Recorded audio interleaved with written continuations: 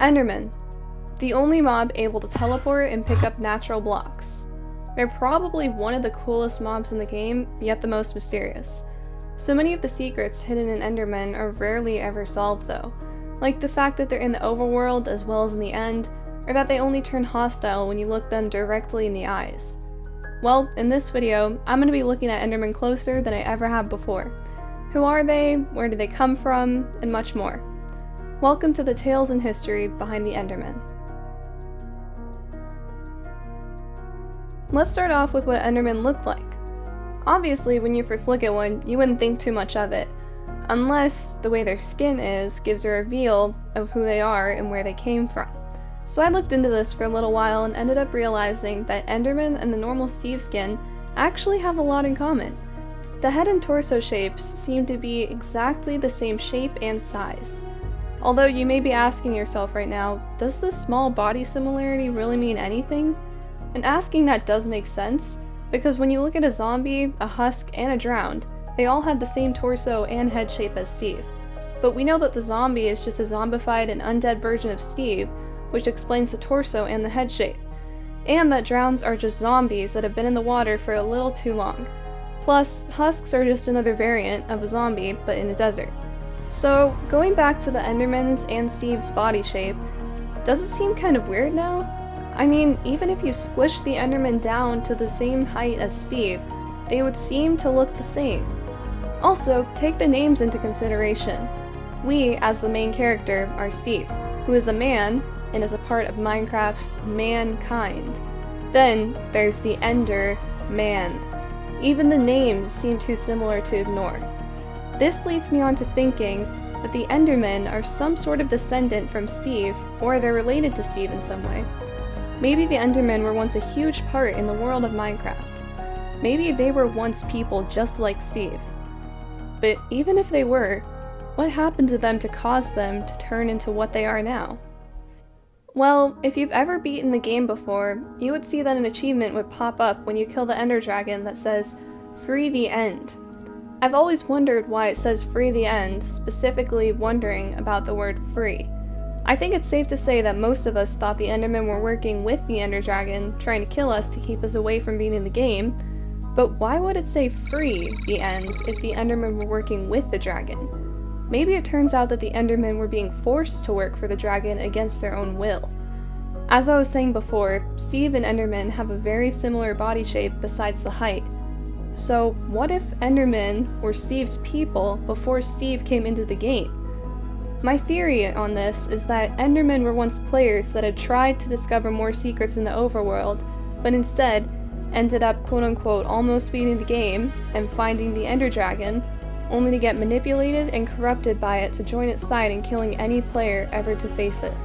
If we use the theory I created as a background story, it actually helps explaining all of these strange Enderman behaviors as well. We can start off with the fact that Endermen are able to pick up and place blocks. If we use the theory I created to figure out why they can do this, it makes sense. If they were once people like Steve, they were also once able to pick up and place blocks.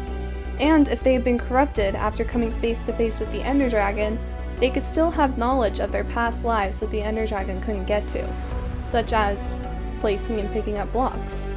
Another fact about Endermen that relate to this theory is that they're able to talk.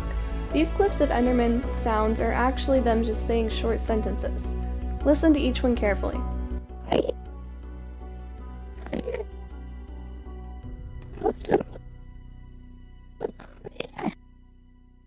How would Endermen be able to speak, even if their voice does sound corrupted? They'd have to have been human at some point in their lives, which further backs up the theory I have. The things that they say are very interesting too. Obviously, when they just say short greetings like hi and hello, there isn't too much to think of that other than them just being nice and friendly.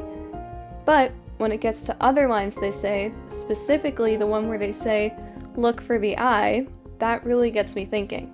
This most likely means that the Endermen want us to get the eyes of Ender to beat the game. But why would they want us to do that? Perhaps to kill the Ender Dragon? To set them free? But this is just the beginning of this theory. Even on the Minecraft fandom website, there's a note left on an article that says, Enderman idle noises are actually sound clips of various people saying, "Hi, hey, what's up, hello, and thank you," when a player kills the Ender Dragon, all of which are human voices being distorted. On one of the sounds, you can hear a "look for the eye." Creepy, right? Well, it sure is, having the theory that I came up with as background information. Another major fact about Endermen that could be answered with this theory is the hostility of Endermen, most likely to be known as the fact of Endermen getting hostile when you look at them directly in the eyes. Keeping in mind that Endermen have possibly been manipulated, the Ender Dragon could have created something in the Endermen to be prone to attacking other players, since they had been normal players before they were corrupted and didn't want to attack their own kind. The Ender Dragon may have ended up forcing them to be given the trait of not being able to look in the eyes by any player, so the Enderman would have some sort of hostility between players, therefore helping out the Ender Dragon. This also explains why Endermen are seen in the end as well as in the overworld. The Ender Dragon probably wanted to stop players from getting to the end portal in the first place, which is why they're placed in the overworld too. The third behavioral trait I would like to talk about is why they're allergic to water or don't like water. Keeping the theory I created in mind, they would have been quote-unquote created in the end where there is no water. Therefore, they wouldn't be used to seeing or touching water, which results in their skin not being adapted to touch water. Think of this in the form of real-life animals. Let's say, for example, a bobcat. They're able to adapt to many places, including swamps, deserts, forests, and other areas, but what if they were just placed in the North Pole? They wouldn't be able to adapt to that too much. This may seem like a stretch right now, but Endermen are almost just like this. They came from a completely different dimension while entering the overworld. They wouldn't be used to being around or touching water since their skin is not built for that anymore. This actually leads me on to the last point I want to discuss. It's the question that not many people end up asking themselves, but some do. Why are Endermen so tall? I mean, they're about 2.9 blocks tall, easily making them the tallest neutral mob in the game. But why is this? How did they go from their quote-unquote Steve form to this, if the theory I created is true? Well, there isn't too much current evidence on why these mobs are so tall, but it could just be the way they adapted to the end, or maybe, and this is a long shot, when the Ender Dragon corrupted them, it corrupted their height as well. But if you guys have any theories on why these Endermen are so tall or anything about these Endermen, then make sure to go leave your ideas in the comments below. But for now, the true secret of Enderman will be unknown.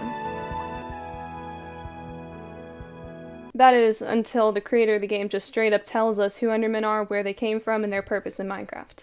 But until then, I'll see you guys in the next video. But really quickly, if you made it this far, and you're not subscribed yet, make sure to go check if you aren't, and if you aren't, then please consider subscribing. Honestly, it means so much to me and it really helps out the channel. But that's all for me for now. I'll see you guys next time. Bye!